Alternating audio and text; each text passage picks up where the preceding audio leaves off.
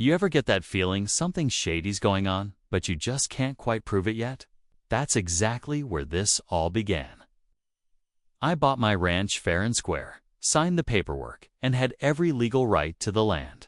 'Twas peaceful, open country, just the kind of life I'd always wanted. But then came Karen. Not your average nosy neighbor. This one was on the HOA board and had some real bold ideas about what she thought she could control. At first, it was little things letters in the mailbox about non-compliant fencing or unauthorized livestock. I brushed it off, thinking maybe she just didn't understand this wasn't her jurisdiction, but then one day, I get a letter from a county office stating there's been a formal report about illegal land use and that my property boundaries are under review. That stopped me cold. Karen had actually filed a complaint, claiming I was squatting on government land, and the kicker. She told the county my ownership documents were forged. That's when it hit me this wasn't a misunderstanding. She wanted the land. Badly so. I started digging, and what I found made my blood boil. Karen had filed not one, but 3 separate complaints, all using twisted facts and half-truths to make me look like the criminal. But I didn't get mad. I got smart.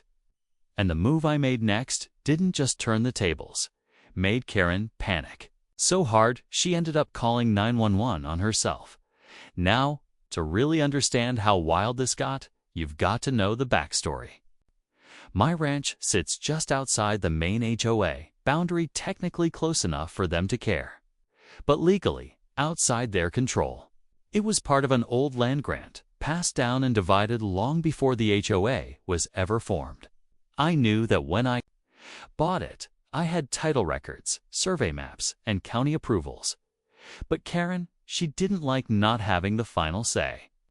She saw my property as an eyesore, maybe an opportunity. Either way, she made it her mission to interfere. It started with her snooping near my fence line, pretending to walk her dog. Then came complaints about illegal structures, meaning my barn. After that, she said I was damaging the environment with my livestock. I figured it was just harassment.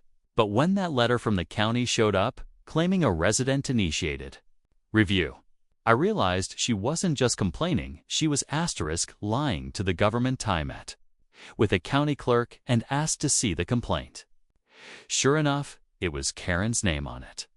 She'd submitted photos, all taken from odd angles to make it look like I was building over a protected easement. It wasn't true, but she knew most people wouldn't question a report with official-sounding language. What she didn't expect was that I'd fight back with facts. I started pulling every public record I could find. And once I uncovered her next move, I knew I had her backed into a corner. After a few late nights and some digging through the county's public records portal, I found something that blew this whole thing wide open. Karen had submitted a zoning map overlay that had been edited. The boundaries were shifted just enough to make it look like part of my ranch fell under HOA control. She attached that to her formal complaint, claiming I was violating development codes and encroaching on community land. Problem is, the original zoning maps, the real ones, told a very different story. That's when I realized she was trying to create enough confusion to trigger a legal freeze on my land. While I was sorting through all this, my neighbor Sam stopped by. He's been on the edge of this HOA nightmare too, ever since they tried to fine him for keeping a chicken coop that's been there for over a decade. When I told him what I found, he shook his head and said, "She's done this before. She tried to get my property reclassified last year. Said it lowered the value of the neighborhood." That's when it clicked. Karen wasn't just after me. She was trying to reshape the entire edge of the HOA's reach, one complaint at a time. If she got her way, they could absorb more land, raise dues, and start enforcing rules on folks who were never part of their plan. So now, it wasn't just about saving my ranch. It was about stopping a pattern. And I knew the next step had to make enough noise to get everyone's attention, including Karen's. I knew if I didn't act fast, Karen's false claims could lead to real consequences, permits getting revoked, fines piling up, maybe even legal battles I didn't ask for. So I decided to flip the script. Instead of just defending myself, I went public. I printed copies of the original zoning maps side by side with the altered version she submitted. I made a simple, fact-based packet and handed it out to every neighbor near the HOA line, especially those she'd been quietly targeting. Within a day, the calls started. People were shocked. Some were angry. A few were scared, realizing that Karen had used the HOA's name to push county actions without a full board vote. By the weekend, 3 other landowners had confirmed she'd tried similar moves against them. Always just enough pressure to try and force them into selling or submitting to HOA rules. But now, folks were finally comparing notes. Meanwhile, I sent the documents straight to the county office, requesting a formal review of the complaint and attaching proof of tampering. The response: a quiet email from a county investigator asking to meet in person. That's when I knew I had something serious. I didn't say anything to Karen, but I could tell she felt the shift. She drove by my ranch 3 times that day. Each time slower than the last. Then came the HOA meeting. Packed room. Tension so thick you could feel it. And Karen. She wasn't prepared for what I brought to the table, just as I stood up to speak at the HOA meeting. Ready to expose everything with documents in hand, a man I'd never seen before raised his hand from the back of the room. He introduced himself as an attorney representing the HOA hired by Karen just days before. That's when it hit me she knew this was coming. She wasn't just defending herself. She was trying to shut it all down with legal threats before it could blow up. Attorney calmly claimed the HOA had authority to interpret boundary concerns and that my presence here was disruptive to the meeting's purpose. The room erupted. Neighbors started shouting, demanding answers. Sam stood up and called it what it was, a cover-up. But the real twist?